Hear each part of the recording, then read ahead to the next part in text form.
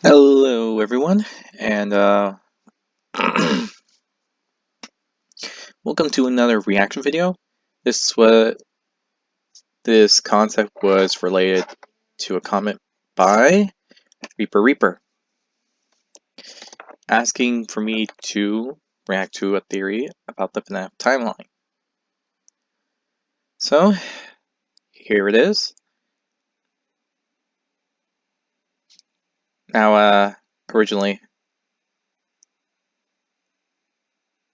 there was a recording of this. I didn't see it. I mainly just recorded the whole video and was gonna add uh, a mic thing so I can just talk through it. Like, I record the video I'm watching and then I'm just gonna go react to it, watch it while listening to the mic, listening to it, and then just speaking through my mic so that I can have like video on top part, sound on the bottom. Yeah, the video was dead silent, so I had to fix that.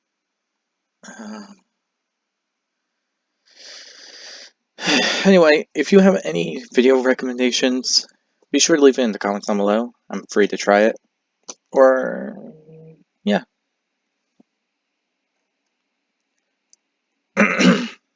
Now, with that said, let's get right on into it. Alright! New Five Nights at Freddy's book drop! Let's see what's new to talk about in the world of FNAF. Readers beware, you're in for a scare when Fazbear Entertainment unveils their most twisted creation yet, sea bonnies. What? Small blue fish with rabbit ears. When Mott drinks a tainted glass of water, tremble as they multiply inside his stomach and steal his identity. One cloned human made up of thousands of little blue bunny fish.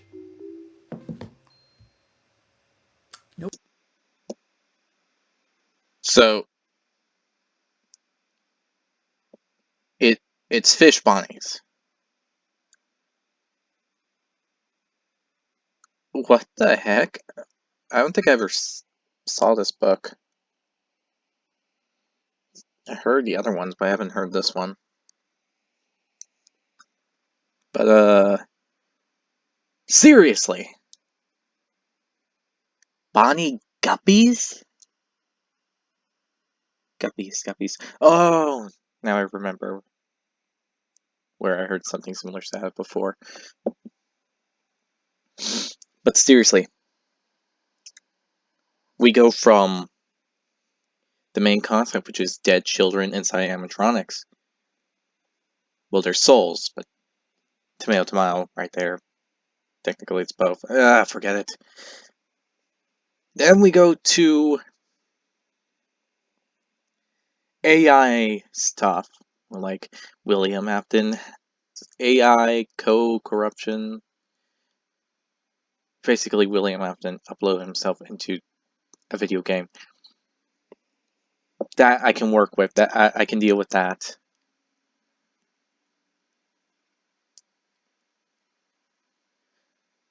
But then we get like, but then there's the stuff in between and after involving trash amalgamations, the trash things we get from FNAF 6. I mean, the thing about Circus Baby having those pins, for crying out loud, makes a lot more sense than Bonnie Guppies?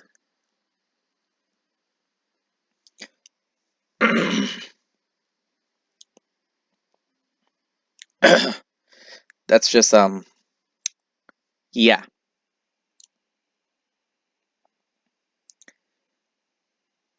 How can something like that function in water? Like, seriously. Nope. Same reaction here. And he had Hello, Internet! the Welcome image. to Game Theory, the show that I asks, hate it. have you signed my petition to make me the host of Jeopardy yet? I just need about 80,000 more signatures to get to our goal. And whether or not you know or even care what Jeopardy is, just know that your signature on that petition is a here way and to there. help support me getting to live out a childhood dream of mine. While also just a huge vote of support to all of your favorite digital creators who often get overlooked and tossed aside by mainstream media. As a great example of that, our petition, when it crossed 200,000 signatures in a week, got covered by one blog. Huge shout out to Newsweek, thank you for recognizing a digital creator's value in the world. Meanwhile, an older school celebrity whose petition took nearly a year to get to the same place got tons of articles all over the place. Just saying, iniquity in this space is a real thing. Anyway, it's not like I'm gonna be leaving the channels or anything like that, if anything were to come of this. So if you have any questions, 11 seasons and staying as a top to listen. Anyway, thank you so much for your support. I actually wouldn't now, mind on to FNAF. You seeing know the him phrase as a jumping the Jeopardy shark? host. It dates back to an episode of the classic series Happy Days, which aired in the mid-70s and early 80s. This show crushed, running for 11 seasons and staying as a top 5 most watched show for 3 straight years. Though that was People probably loved this thing. Anyway, season when I was 5, very episode young 3, at the peak and was of the show's visiting fame, they do a special series of episodes where distant the characters all take a relatives. trip to Hollywood. And the cool guy in the show, the Fonz,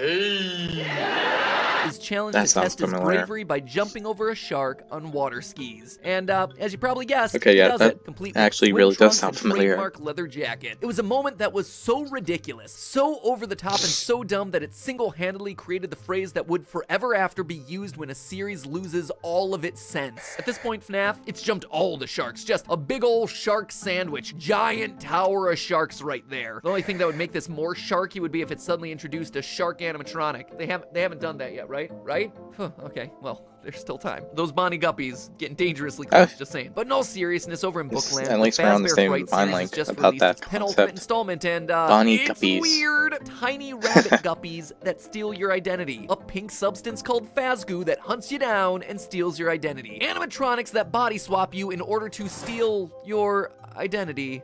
There's a definite pattern in these stories, isn't there? Could animatronics stealing identities and humans not actually being themselves be somehow important to the lore of the series? Certainly seems like the I mean, books are Circus beating maybe that point did it, over our right? heads. And honestly, this points That's to a in the larger books. I trend don't think here. she For ever as did it crazy as these stories have gotten, and believe in me, they've really the gone off the games. rails at this point. There's definitely still merit in them from a lore-solving perspective. Because, as I'm about to show you, for every story about underwater rabbit guppies swimming around in your insides, there's another one or two that get you asking brand new questions about both the past and future of the franchise. So go ahead, take a break from eating your best Those friend that guppies happened really to fall annoy into a me. vat of pizza sauce, something that yes also kind of happened in one of these stories, and consider the following 3 theories ripped straight from the pages of the books. Theory number 1, Chica started as a So mediocre it's melody. theory In timeline. Fazbear Fright's book number 9, The Puppet Carver, we're told the story of Jack, manager Oh, of a wait. failing pizzeria named the Pizza Oh, Playground. that explains yeah, the it's title. not actually a Freddy Fazbear establishment. And you see, that's an important detail since every other pizza place in the Fazbear Frights book series has tied back to Freddy's in some way. But for some reason, this one is deliberately different. What's also noteworthy about the Pizza Playground is the restaurant's animatronic band, which, we're told, breaks down frequently. These things are straight up mediocre busted. melodies? The roster includes a banjo-strumming country pig, a bear creatively named Baron Von Bear, Wait, 2 what? other unnamed creatures that have already broken down, and a, quote, weird bird thing. Now,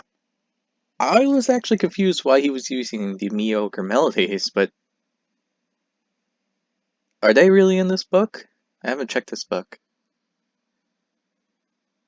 Or the book that came out now?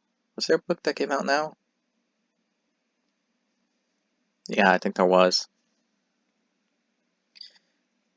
Now, if the But words seriously, though. banjo pig don't jump out to you, well, congratulations, you have a richer and more fulfilling life than I do, because when I hear that phrase, my mind immediately jumps to one thing: the mediocre melodies. The crew of broken animatronic rejects They're able to part be of more purchased lore now? way back in FNAF 6 Pizzeria Simulator. A crew of animatronics consisting of a banjo-playing pig, an off-brand Freddy Fazbear ripoff with a southern accent named Ned Bear, a talkative hippo, a cute young frog, I hate and the an hippo. overdramatic elephant. They're characters that we all brushed off at the time because they just seemed unaffiliated He's with my least anything favorite of the Fazbear group. related. And then they came back, returning an ultimate custom night where they collectively gave voice to Cassidy, the one you should not have killed, as evidenced by voice lines like this. Everyone underestimates me, but then they turn their back and I'm like, boo, and they're like, what? Sorry, queued up the wrong clip. It's this one. This is how it feels, and you get to experience it over and over. I will never let you leave. You know, it suddenly occurs to me that maybe they were the ones that had to be Cassidy's voice in this game, because he's a spirit who's trapped inside Golden Freddy, a spring-lock suit who was never actually given a true voice box, whereas everyone else in the series was given a voice, at least at some point. Just a thought that I had randomly in the recording booth as I was rereading these lines. Also, Springtrap is able to talk because he has a guy inside of him, so interesting. Anyway, the mediocre melodies, a generic Freddy alternative, a country pig that plays the banjo, unnamed other characters that break down frequently. Of course he can seems talk. like Pizza Playground's animatronics are indeed the mediocre melodies, which makes the call out of a weird bird thing being part of the band particularly interesting. Was Chica originally a mediocre melody? Chica has always been a bit of an oddball in the group. For instance, she's the only one to go missing for a game, specifically in Sister Location when she's the only one of the core four to not appear. And if you'll remember all the way back to the teasers for Sister Location, Chica's party world was listed in the source code as a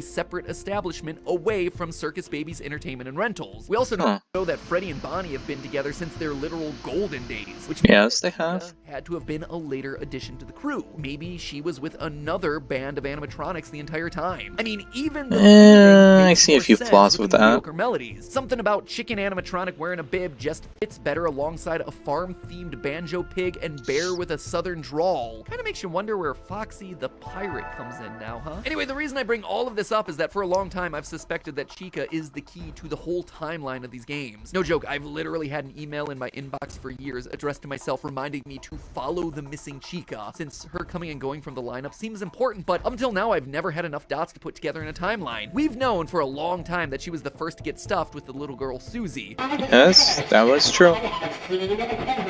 But now this story, potentially connecting her to the mediocre melodies, is yet another piece of evidence that we can use. So if you ever see a video titled "Follow the Missing Chica," you'll know that we finally figured it out. Theory number 2, Balloon Boy solves a lot? Oh boy, it's time I talk about him. I don't know if you've noticed this, but 50 videos into our FNAF series and I haven't talked about Balloon Boy once. Not a single theory dedicated to that guy. Go back and check me on that, but I've intentionally avoided him, largely because he doesn't fit anywhere. His design is different, his behavior is different, he doesn't seem to be possessed by kids, and honestly I've just had a good sense of what to do with Balloon Boy in the lore of this franchise. Until today, in that same puppet carver story, that's what I really thought. I thought Balloon Boy was just a part of a statue. To be in charge of the faulty animatronics nothing else. Playground. But Porter dreams of bigger things. You see, he's a bit of an animatronics genius, and his plan is to take wood and transform it into something alive. To quote from the story, "I'm almost finished with the prototype of my machine. It will create low-cost but highly functional animatronics made from only an inexpensive slab of wood." And not only is this guy a genius, he aspires to greater things. Quote again, "Once I get a patent on my invention and find a buyer, I'm gonna be out of here so fast I'll leave a dust trail." I mean, taking wood and imbuing it with the ability to move on its own? Yeah, I'd say that's gonna earn you some quick cash. And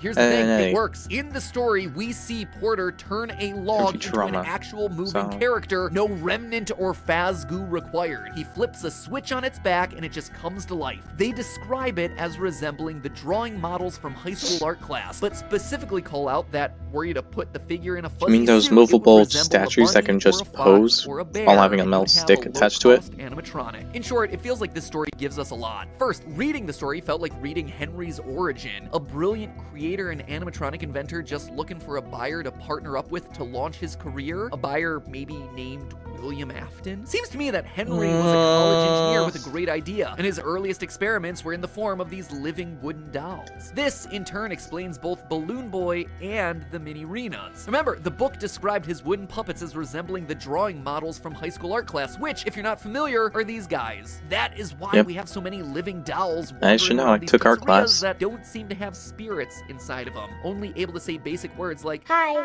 "Hello." In short, Balloon Boy isn't an animatronic, or at least not in the way that we all consider animatronics, as, you know, living robots with dead children's souls trapped in them, infused with remnant, all that good stuff. Taking it one step further, this might seems even have about right timeline in implications. FNAF Wooden dictionary. dolls appear in pretty much all the games currently thought to be the earliest in the timeline. FNAF 2, of course, with Balloon Boy, but also very heavily in Sister Location. On the main console, there's a marionette named Little Joe, a doll named the Magician, a gypsy figurine, and a series of human heads. Ennard's mask, Music Man, the mini arenas, Baby, Ballora, even the puppet's face all seem to stem from this era of Henry's creations. It seems to me that the wooden dolls and marionettes were all designed as he was trying to develop the look and feel of the Funtime animatronics, leading up to the eventual Maybe just the opening mask. and immediate All the inside closure was of metal Circus stuff. Baby's Pizza World. As a reminder, Baby's Pizza World has never actually appeared in a game. Rather, we know that it exists based on hidden website text, and that it was closed down due to a quote-unquote gas leak, which is just PR speak for Afton's daughter getting nabbed by Baby. And the characters got retired down into the basement, which would eventually become Circus Baby's Entertainment and Rentals. The only game that happens that earlier makes than sense. these two is currently FNAF 4, and wouldn't you know it, that's also the only one without a Balloon Boy appearance. Or rather, a questionably canon appearance, since Nightmare Balloon Boy was in it briefly as part of the Halloween update. Long story short, perhaps the appearance of Balloon Boy and the other wooden clown-faced characters marks the start of William and Henry's partnership. I know a lot of people I'd tend not consider to believe me the when I say that Halloween a lot of evidence stuff points to sister non-canon location happening in that early game. in the timeline, but I think all of this is yet more fuel to that fire. And while we're on the subject of William,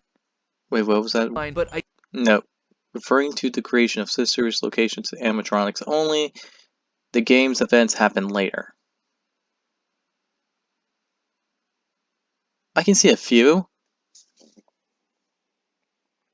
think all of this is yet more fuel to that fire. And while we're on the subject of William, theory number 3, William Afton is a stepfather. At the beginning of this theory, I made the observation that a huge number of Fazbear Fright stories have a theme of identities being stolen. At this point, it feels like it appears once in every book. The other massive theme that keeps recurring in these tales are single-parent households, dads abandoning the family and just straight-up bad dads. Lots and lots of bad fathers. Up through the 8th book, 12 of 24 stories feature a single-parent home. Just to run through some quick examples, in the book Step Closer, there are 2 stories that have a dad up and leave the family. 1:35 a.m. is about a foster child that had an abusive foster dad. The New Kid, another abusive dad who left. The Cliffs is about a single dad losing a son. Breaking Wheel has the character Reed, who has a single dad who's, quote, trying his best. And in the short story What We Found, which is basically just a retelling of FNAF 3, Hudson loses his father when he takes his own life on account of mental illness, only to wind up with Lewis, yet another abusive stepfather. To me, this is not a coincidence. It's the books yet again trying to point our attention to a common theme in the game, that Afton may not be the father that we've assumed he was this entire time. At this point, we're fairly certain that the orange guy from the FNAF 6 minigame Midnight Motorist is Purple Guy, who is also William Afton, and we see that he's far from a caring and compassionate father, banging on doors, yelling at his son, making threats. Shock of all shocks, a guy who moonlights by kidnapping kids and running experiments on their remnant soul juice isn't a father you want to go into the backyard and play catch with. Whoa, who would have saw that one coming? But the fact is, the books seem to be alluding to another layer in this, that he isn't actually Crying Child or Elizabeth's biological father. It would explain why Baby in both the Silver Eyes trilogy and Fazbear Frights feels a cold distance from her dad. Not just that he's lost in his work, but that he's not interested in her outside of what she can do for his experiments. That might be why he actually prefers Henry's daughter to his own. It might also explain Afton's relationship with the Crying Child, how we've suspected for a while that Afton might have been running experiments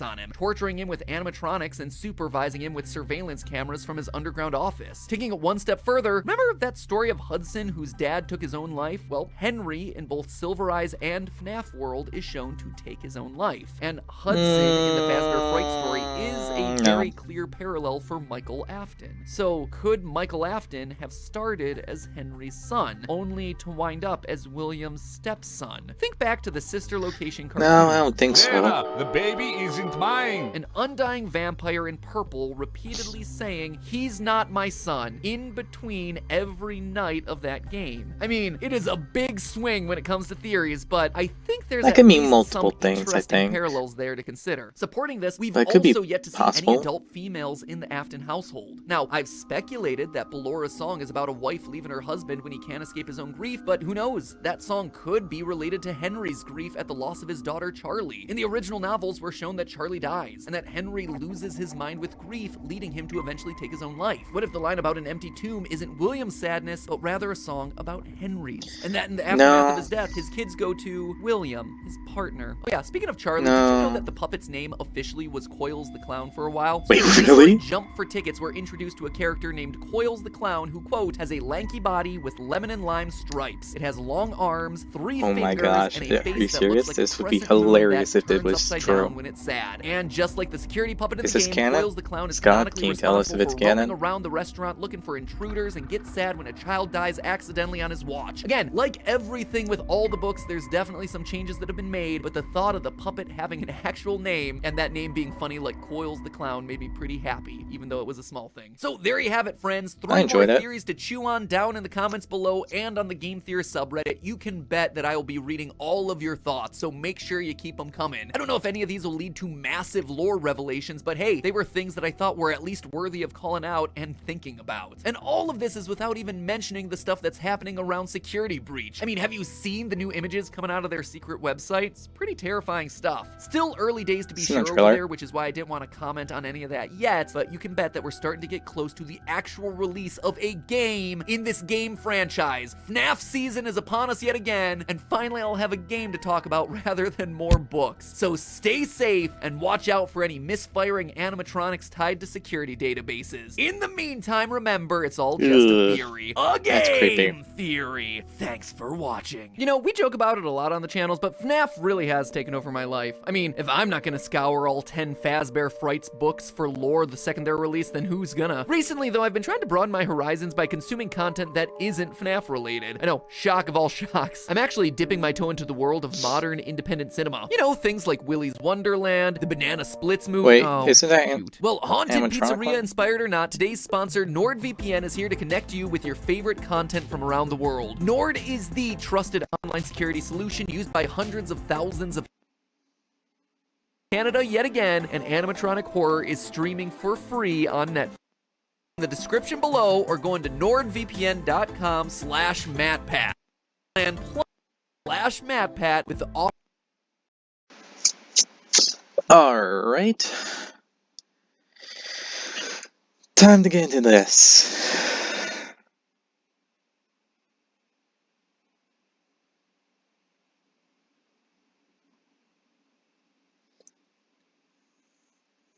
So,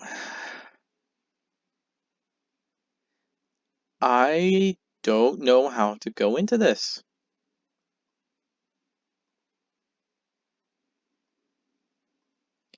There are many things to talk about. I suppose I should go on about the 3 theories, because I haven't seen the book. Plus, I don't really want to think about Bonnie Guppies anymore than I should. It's weird. That's like a kick to left field, and I don't even know how animatronics like that work, since I'm pretty sure they should be destroyed when they touch water, unless they're waterproof. I hope they're not. Okay, so the Chica theory, I can't fully say if that's true or not, or in my opinion, if it's true or not. Mainly due to the fact that I don't know when the mediocre melodies were created.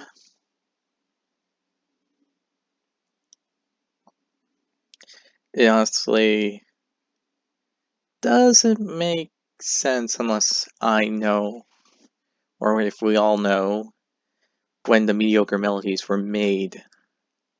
Like, were they made around the time period of FNAF 6?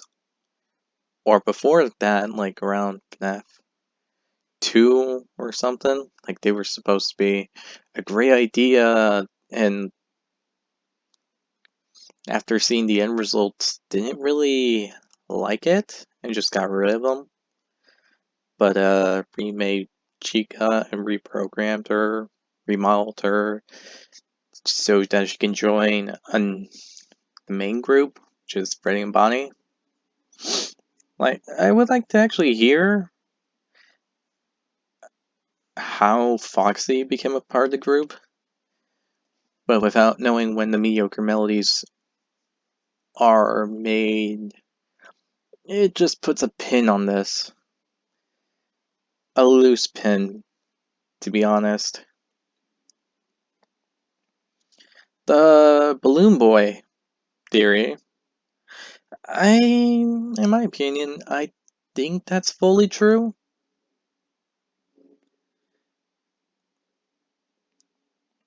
But only a bit. Like, the concept of certain animatronics being modeled after the concept of how Balloon Boy was made, and then there are certain animatronics made the same way as Balloon Boy.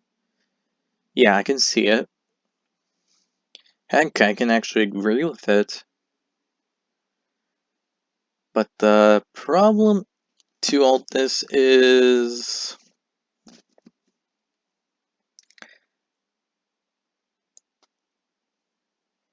well,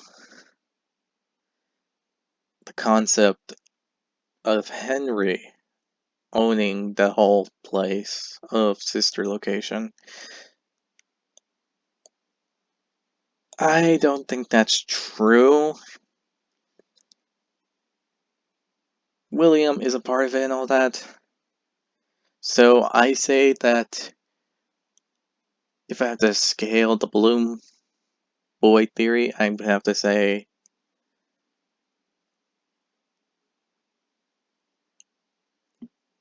80% true, because there are certain parts, mainly the story between William and Henry, that seems a bit shaky, and anything related to the two doesn't seem like it would fit, but yeah. But out of the three theories, I would say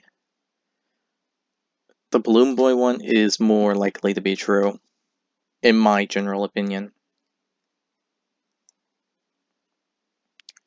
Now, theory number 3, the stepfather one.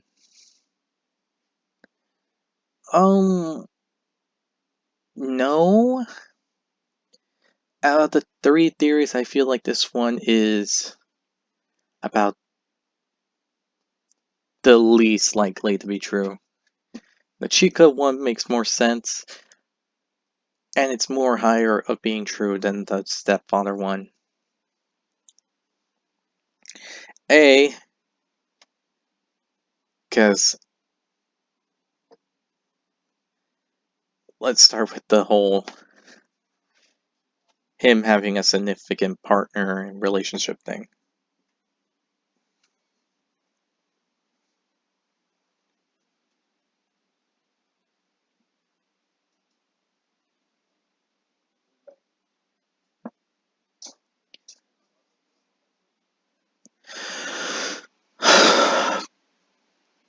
But Laura, from what I understand, definitely had to be modeled after William's wife because of the way she acted in FNAF Ultimate Custom Night. Her words make her words and everything related to that is essentially canon. So it can't be that Ballora was made after someone else, since that theory really debunks the Ballora part and anything related to the subject of William not being married. So yes, with the Ballora acting up and all that in Ultimate Custom Night, it kind of puts a pin to me that William was married. Though it could be that she died either by his hand or some kind of accident or something else. Or she just left and didn't return and then died of old age.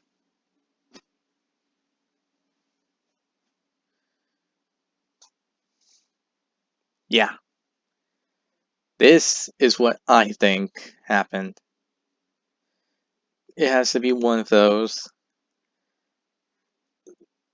So, in those stories, I think it's actually the case to truly confirm that William often became a single parent.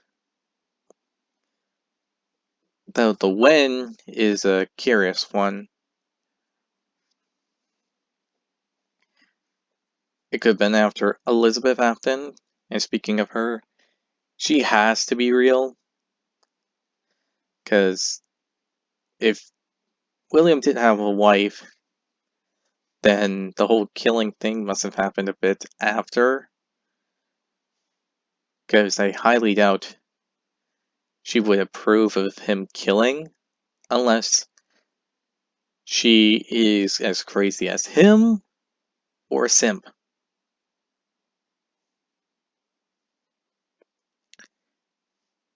Yeah, so there's that.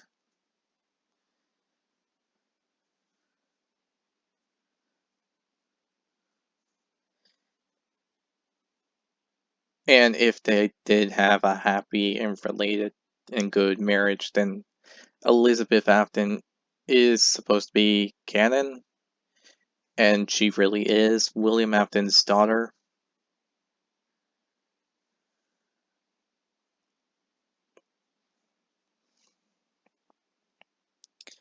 I also think Michael Afton could be Henry's son,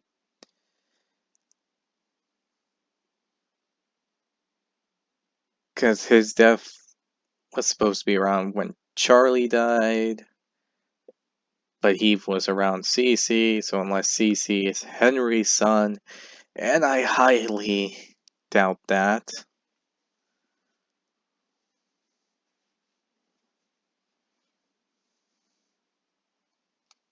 Because if it is true that William is the Orange Man, then no.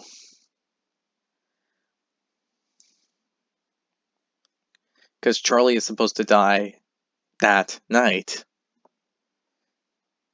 So it can't be true that Michael is Henry's son, because then he wouldn't be living there.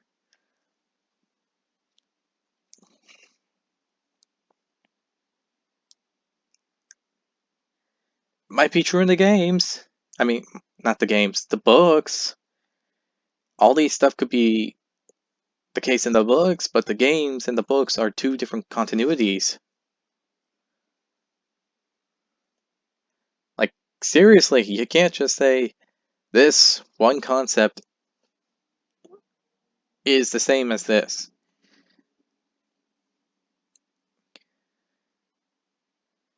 To me, the games and the books have clues that the other can go off on to make their own story more sense. I have read the books, I have seen them, I read most of them. I haven't seen the ones that recently came out within, like,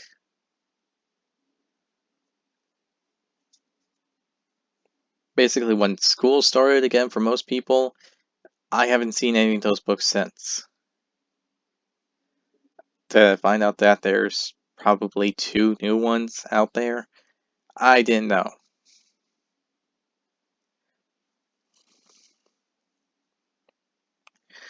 But yeah, I don't think Michael Afton is Henry's son. I don't think that William Afton is a stepfather, because it makes no sense whatsoever. And if Michael Afton is his legitimate son, then Cece is the same as well.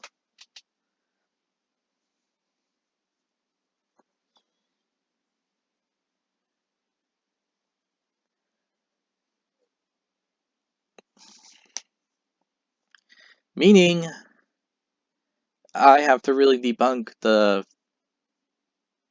third theory about William Afton being a stepfather.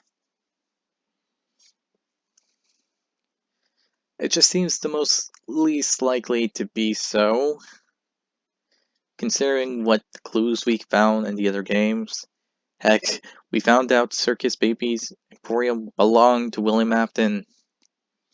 And this was before the events of FNAF 2. Or around the time of FNAF 2. Makes no sense. Who was killed in the Afton family first? I don't know.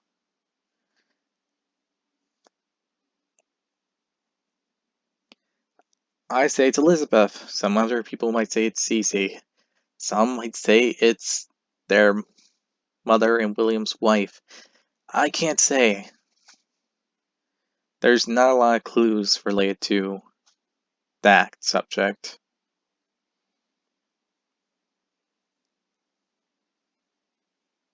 So yeah, overall, I don't think the third theory is right. Heck, I believe it's more wrong. I say it's about 20 to less than 20% true.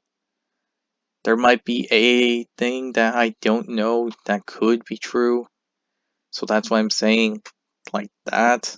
But if I have to say any of the theories were more true here, I think it would be the Chica and the Balloon Boy theory. More the Balloon Boy theory, but I don't think it's a solid yes, this theory is true. Because there's some, because of the parts related to William and Henry. I don't think or say that it's true. I'm just saying because I don't know the true thing about their relationship, so unless it's hinted or there's clues related into security breach, I can't say.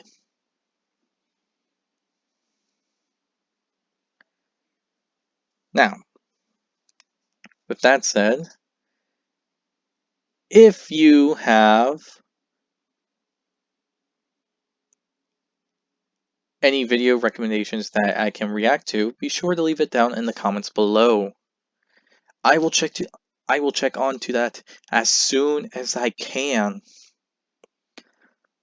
Furthermore, be sure to hit the like button if you like this video. Also, be sure to leave a comment on what you think about these theories. If you think that's true, again, be sure to comment about any video you think I should react to. I'm free to react to it. I don't mind. Go ham on it. Depending on the video, I might have to cut some stuff, but I will react to it and give my general review. Also, be sure to hit the subscribe button to be a part of the channel to support more videos like this and all that, because all your support does help motivate me to make more videos for you all to react to. Also, be sure to hit the notification button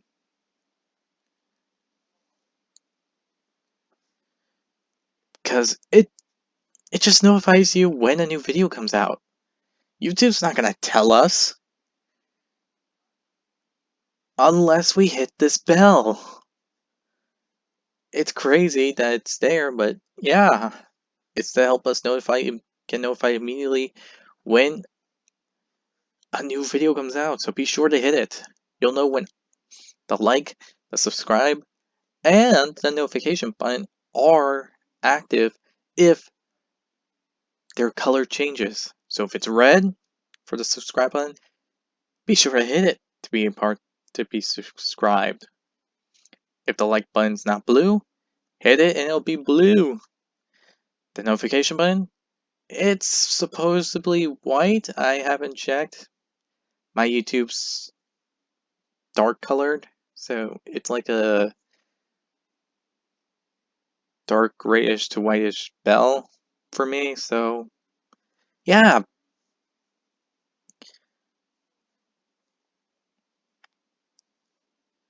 But with that said, I hope you all enjoy, and I will see you all next time. Bye!